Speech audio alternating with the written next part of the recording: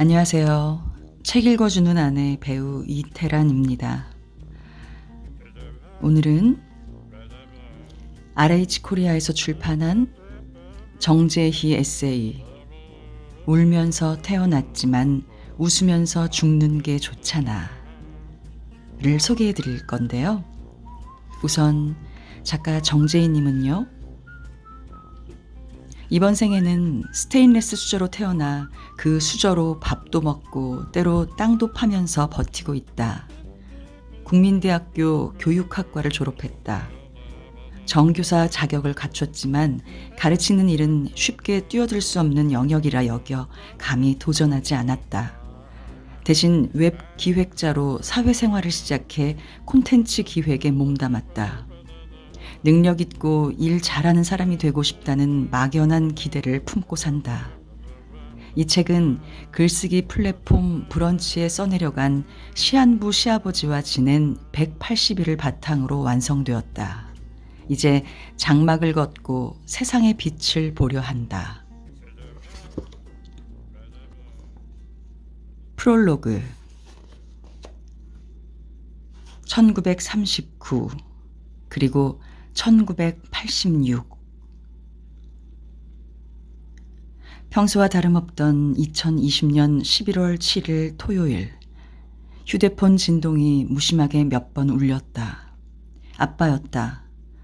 전화를 받자마자 아빠는 대뜸 장례식장 전화번호부터 물었다.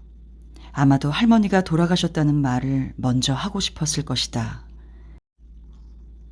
하지만 늘 그랬듯 돌직구를 모르는 그는 얼마 전 내가 장례를 치렀던 장례식장의 전화번호를 물으며 할머니가 돌아가셨다는 묵직한 변화구를 던졌다. 항상 그런 식이었다. 무건수행이 취미고 선문답이 특기인 나의 아빠에게 돌직구 따위는 없었다.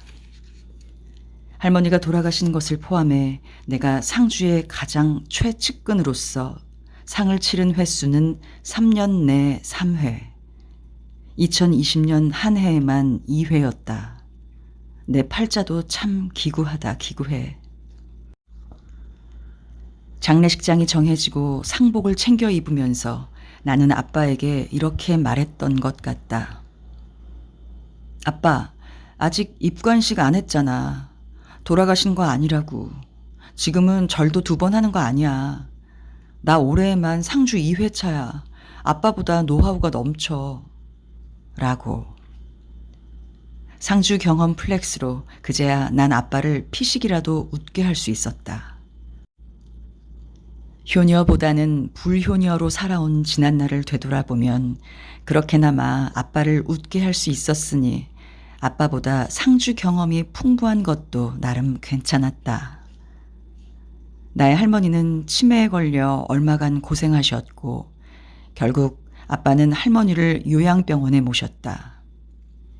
마지막에 가까워졌을 땐 제대로 음식물을 넘기지 못할 정도로 상태가 심각했고 요양병원에서 감당할 수 없는 상태가 되자 그녀는 큰 병원으로 옮겨졌다. 결국엔 노환으로 사망하는 여느 노인 환자와 마찬가지로 중환자실에서 한동안 신세를 지다 돌아가셨다. 세례명 마리아인 그녀의 삶은 그렇게 끝이 났다. 다만 마리아의 장례식에 성가는 단 한 번도 울려 퍼지지 않았다.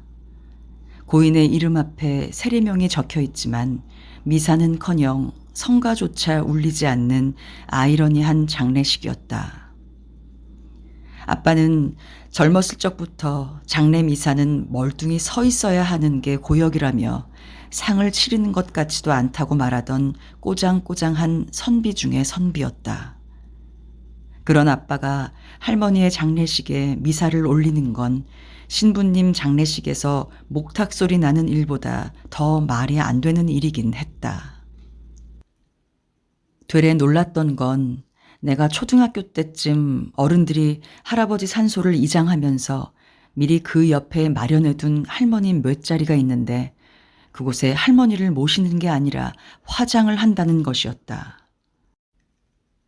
요즘 세상에 누가 매장하느냐고 하겠지만 우리 집안에서는 선산에 매장하는 것이 암묵적인 룰이었기에 아빠의 결정은 나에게 꽤 파격적이었다. 이렇게 한편으론 꽉 막혀 있는 것 같으면서도 한편으론 깨어 있는 나의 아빠는 그의 나이 9살에 아버지를 여의고 60이 넘어서야 어머니의 장례를 치렀다.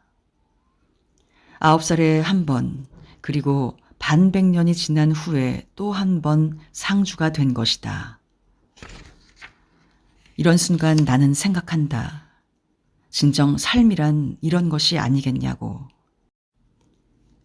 근 3년 내 3회나 상주의 최측근 자리에서 상을 치른 딸과 너무나 이른 나이에 하지 않아도 될 경험을 하고 50여 년이 훌쩍 지나 장성한 아들과 나란히 상주가 된 아빠가 한 가족이라는 것. 딸이 아빠에게 요즘 장례식에서 상주의 애티튜드를 알려주는 것이 가능한, 이것이야말로 우리의 인생사 아니겠느냐는 말이다. 인생이란 참 예측 불가능하다. 지난 2019년 12월 말쯤 나는 시아버지 몸이 안 좋으시다는 이야기를 들었다. 무언가 심상치 않음을 직감한 우리 부부는 소견서를 전달받아 소위 국내 빅5 병원 중 한 군데에 급하게 검사 예약을 했다. 입원 후 채 일주일이 지나지 않아 시아버지는 췌장암 4기 진단을 받았다. 병원에서 이야기한 그의 여명은 3에서 6개월, 우측 신장까지 암이 전이된 상태라고 했다. 말 그대로 마른 하늘의 날벼락 같은 상황이 이런 거구나 실감했다. 시아버지는 그때까지 80의 연세에도 혼자 외출을 하시는데 전혀 지장이 없을 만큼 정정하신 분이어서 입원 소식조차 급작스러웠는데 췌장암, 게다가 말기라니. 당황스럽고 믿기지 않았다. 믿고 싶지 않았던 건지도 모르겠다. 시어머니는 3년 전에 돌아가셨다. 시아버지가 약간의 건강 염려증을 가지고 계셨던 반면 시어머니는 전형적인 우리네 어머니셨다. 돌이켜보면 전조 증상이라 할 만한 것들이 몇 가지 있었을 텐데 시어머니는 병원에 갈 생각조차 하지 않으셨고 하필 혼자 계실 때 쓰러지셨다. 그 바람에 너무 늦게 발견해 병원으로 이송했을 땐 이미 골든타임을 놓친 뒤였다. 수술은 받았지만 그녀가 수술 후에 할 수 있었던 것은 고개를 돌리고 눈을 깜빡이고 손발끝에 자극을 주면 반응을 하는 정도가 고작이었다. 그렇게 4년을 누워 계시다 돌아가셨다. 이 모든 과정 끝에 혼자 남게 된 시아버지는 어떤 심정이었을까? 상실감이 컸을 시아버지가 그래도 전보다는 혼자 지내는 생활에 익숙해지고 기력을 찾아가는 중이라고 여기며 우리는 은연중에 안심하고 있었는지도 몰랐다. 시어머니가 돌아가신 지 3년이 지나 시아버지가 시한부 선고를 받았다. 가족들 모두가 어떻게 대처해야 할지 갈피를 잡지 못했다. 시아버지는 이런 몸 상태로 다시 혼자 살 수 없을 것 같다고 운을 떼시며 우리 집에서 함께 지내고 싶다는 의사를 내비치셨다. 큰 병이 발견된 상황에서 더는 홀로 지낼 순 없다는 걸 나도 알고 있었던 터라 이런 상황을 맞이할 거라 어느 정도 예감은 하고 있었다. 물론 홀 시아버지를 모시고 산다는 것 자체가 부담스러웠던 건 사실이다. 그러나 냉정하게 봤을 때 가장 큰 시리에 빠졌을 남편에게 이런 결정이나마 힘을 주고 싶은 마음이 반. 내가 아무리 싫다고 우는 소리 해봤자 뾰족한 해결책도 없거니와 모두가 나를 이해한다고는 하지만 실제로 이 상황을 거부할 경우 이해받는 동시에 손가락질 받을 거라는 두려움 반이었다. 무엇보다 한두 달 정도 지나면 시아버지를 요양병원으로 모실 생각이라는 남편의 말에 나는 그저 상황을 받아들이자고 결정했다. 시아버지는 병원에서 퇴원 후 아들의 집이자 나의 집인 우리 집으로 거처를 옮기셨다. 그렇게 상상으로도 생각해 본 적 없는 39년생 시아버지와 빠른 86년생 며느리의 한 집살이가 시작되었다. 함께하면서 때때로 버거운 순간들이 있었다. 그럴 때마다 내가 환자를 앞에 두고 버거워해도 되는지 한참이나 고민했다. 당황스러운 순간마다, 판단이 서지 않는 순간마다 흔들려야 했고 직접 부딪혀가며 배워야 했다. 보호자라는 이름으로 누구보다도 아득한 시간을 보내며 나는 새롭게 보고 듣고 느꼈다. 아빠에게 인생 선배는 아니더라도 상주 선배로 몇 마디 더 할 수 있을 만큼. 지금부터의 이야기는 상주 역할 전문 36살 소 한 마리의 생생한 경험담이자 누구나 뜻하지 않지만 반드시 겪게 되는 인생의 한 고비에 대한 예방약 같은 이야기다. 에필로그 37.3도씨. 이 글을 쓰게 만든 동력은 다름 아닌 킹덤이라는 드라마였다. 주인공 이창은 궐 안에서만 자란 세자인데 본인의 의지대로 몰래 자맹을 낳아놓고 백성들이 사는 공간을 지나며 냄새로 인해 몇 번이나 헛구역질을 한다. 하지만 점차 그는 달라진다. 더 이상 헛구역질을 하지도 않고 육포를 내던지지도 않는다. 되레 백성들이 먹을 것이 저것뿐이냐며 음식을 양보한다. 세자는 이렇게 외친다. 난 다르다. 난 이들을 버리고 간 이들과도 다르고 회원 조 씨와도 다르다. 난 절대로 이들을 버리지 않을 것이다. 라고. 그 대사를 듣고 한겨울의 내가 떠올랐다. 당황스럽고 버거운 상황에서도 이건 강요가 아니라 선택이라 말하며 주어진 상황을 잘 이겨내고 싶었다. 그렇게 나는 다르다고 기를 쓰며 외치고 있었건만 시간이 지날수록 아무도 그렇게 생각하지 않는 것 같아서 보란듯이 더 잘 해내려 애썼던 것 같다. 사실 사람 간의 관계, 그 사이에서 일어나는 일들을 글로 적는다는 것이 얼마나 오해의 소지가 많은 일인지, 얼마나 조심스러운 일인지 알고 있다. 환자와 의사, 특히나 며느리, 시누이라는 단어가 현재 우리 사회에 주는 무게감과 예민함을 알기에 자칫 내가 오해를 사지는 않을까 걱정도 했다. 단순히 환자여서, 의사여서, 며느리여서, 시누이여서 라는 말로 구분 지을 수도 없고 구분 지어서도 안 된다는 것도 알아서 글을 쓰면서 마음이 무거웠던 적이 한두 번이 아니다. 하지만 계속 글을 써야겠다고 생각한 이유는 단 하나였다. 내가 느꼈던 막막함과 시행착오를 아직 경험 없는 누군가가 필요 이상으로 겪지 않길 바라는 마음. 그 막막함을 조금이라도 덜어주고 싶었다. 그리고 나 되게 열심히 살았다고, 그러니 내 뒷담화는 사절이라고 말하고 싶은 마음도 있었다. 착한 며느리 역할은 아니었지만 적어도 최소한 어설픈 착한 척을 하면서 살진 않았다고, 다만 내가 할 수 있는 것을 할 뿐이었다고 말이다. 시아버지의 죽음을 비롯해 3번의 죽음을 지켜보며 결국 나는 삶에 대해 이야기하고 싶었는지도 모른다. 온전하고 유일한 당신과 나의 삶에 대해서. 시아버지를 떠나보내고 나도 몰랐던 후유증을 느낄 때가 종종 있다. 코로나 시대에 어딜 가나 있는 체온 측정기 앞에만 서면 심장이 쿵쿵 뛴다. 사람이 스트레스를 받으면 열이 난다는 사실을 시아버지와 함께 지내며 알게 됐다. 소위 말하는 열받는다라는 표현 역시 그냥 나온 말이 아니었던 것이다. 시아버지와 함께 병원에 갈 때면 나는 늘 첫 번째 적외선 카메라에서 발목이 잡혔다. 적외선 카메라를 통과하지 못하면 체온 측정기에 이마나 손목을 내밀어야 한다.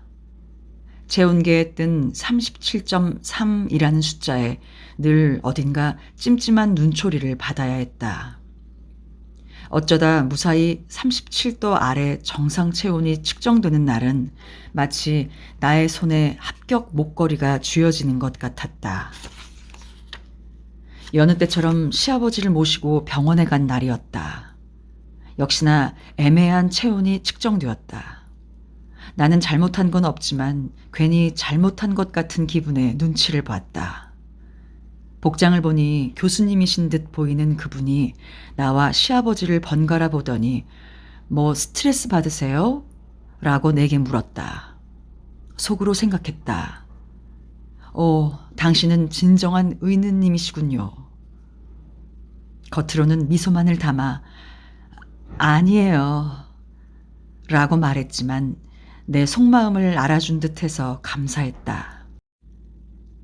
체온계가 천불이 나는 내 마음을 읽는 신통한 체온계였는지 진짜 천불이 내 체온을 올렸는지는 알 수 없었지만 사소한 스트레스가 쌓여 극에 달한 어느 새벽이었다.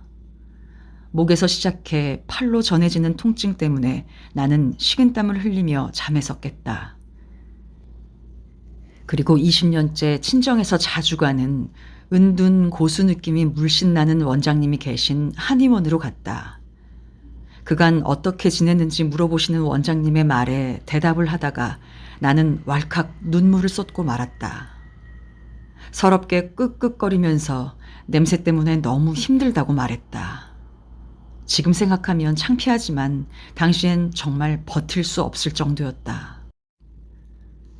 울고 있는 나에게 원장님은 냄새는 싫어해도 되지만 혐오는 하지 마라 라고 말씀하셨고 난 겨우 고개를 끄덕였다.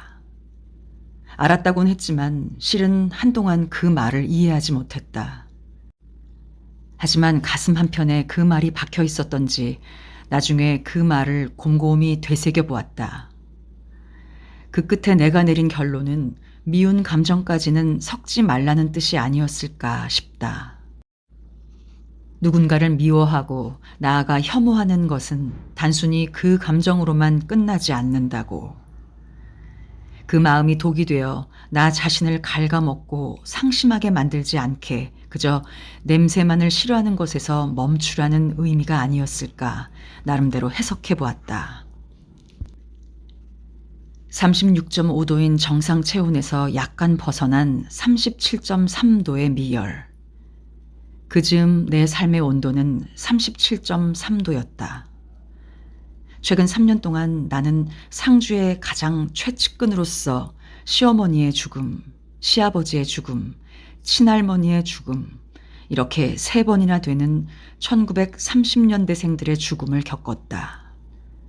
어쩌다 30년대생들의 죽음과 이렇게 가까운 위치에 있으면서도 그들의 죽음에 마음껏 슬퍼하지 못했는지 37.3도만큼의 눈물은 흘리지 못했는지 괜스레 미안해질 때가 종종 있다. 왜 그런가 생각해봐도 별다른 결론 같은 건 없었다. 뜬금없는 결론이라면 전생에 내가 30년대생 누군가에게 밀고 당한 독립운동가라도 됐던 걸까 싶은 정도? 다만 내 전생이 그렇다면 유진초이 정도의 사연을 가지고 있는 주인공이었길 바라본다. 어쩌면 나는 드라마 속 주인공이 외치던 것과는 전혀 다른 의미로 다루고 싶었는지도 모른다.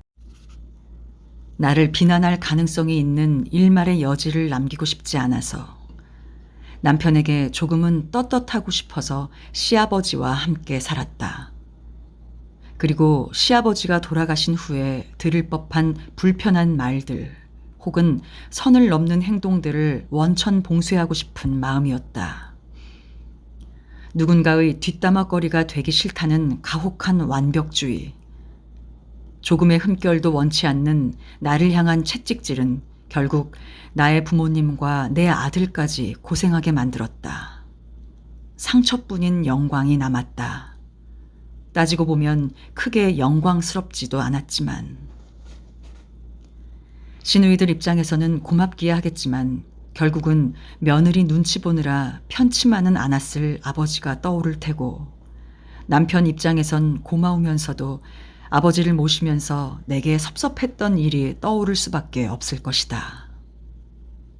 서로 다른 우리가 함께 살았던 삶과 시아버지의 죽음, 얽혀있는 이 모든 굴레 속에 분명 상처도 있었다. 하지만 그게 다는 아니었다. 힘들지 않았다면 거짓말이지만 시아버지와 함께한 그 겨울과 봄을 지내며 나는 내가 몰랐던 누군가의 지난 시간을 떠올리고 내가 살아온 시간을 돌아보게 되었다. 함께하는 시간 동안 내가 알게 된 것들은 그전에는 알 수 없었던 꽤나 가치 있는 것들이었다. 한때 나는 거친 비포장도로를 헤쳐나가야 하는 운명을 타고난 SUV 같은 나의 삶이 안쓰럽기만 했다. 하지만 이제 조금씩 알아가고 있고 또 확신하고 있다. 비포장도로는 지나갈 것이고 SUV는 어느 곳에서나 만능이라는 것을, 단지 적절한 때에 가속 페달과 브레이크를 능력껏 밟아가며 매일매일을 충실하게 살아가면 된다는 것을, 내 삶이 끝나는 날까지. 남과 다르고 싶었던 그 마음이 어떤 것이었건 간에 나는 더 이상 내 온도에 관해 고민하거나 외면하지 않기로 했다. 더 뜨겁지 못해 식어버리는 건 아닐까 하는 스스로에 대한 걱정과 연민도 그만두기로 했다. 그저 내 삶의 어느 순간의 온도를 인정하기로 했다. 37.3도. 보호자 생활의 후유증이라고 느꼈던 미열이지만 나름대로 열과 성의를 다했다는 증표 같아서 어떤 의미로는 좋다. 나는 다르고 싶었고 그래서 최선을 다했다. 이제는 나만의 온도로 살아가고 싶다. 내 삶이 끝나는 날까지.